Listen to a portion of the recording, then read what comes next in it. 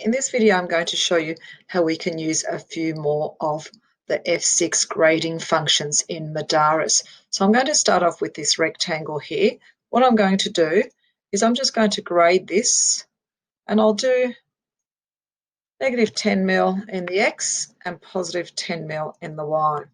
Now what you'll notice is, because I haven't pressed F12 and F9 first, it has actually graded. When I click on the point, you can see that it's graded, but what's not happening is you cannot see it visually whilst it's happening. So it's always a good idea to hit your F12 key first to select all your sizes, and then your F9 function key to display that nest.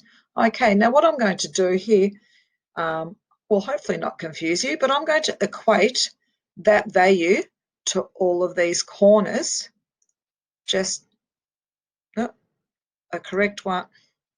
You have to go from a correct one to an incorrect one, a correct one, an incorrect one, correct one to an incorrect one. Now what you'll probably notice is technically I haven't grown this at all because I've just copied it all across. All that's happened is for all the sizes they've moved -10 in the X and +10 in the Y. If I was to use this packing function and pack that point, you can see that there's no net growth. So now to take it back to how it was before, I'm just going to click out here, and that will pack it to how it was originally done. So I'm now going to use my equate.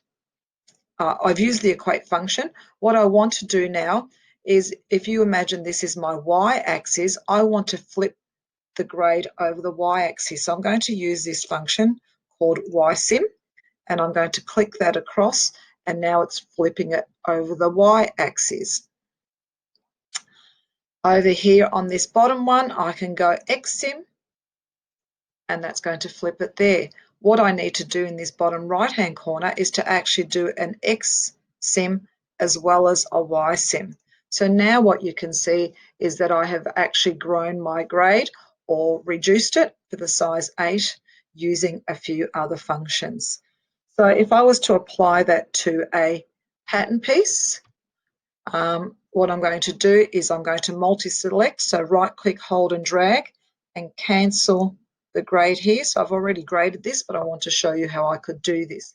So I can equate the top half of these grades to their corresponding points down the bottom, and one of these notches to here.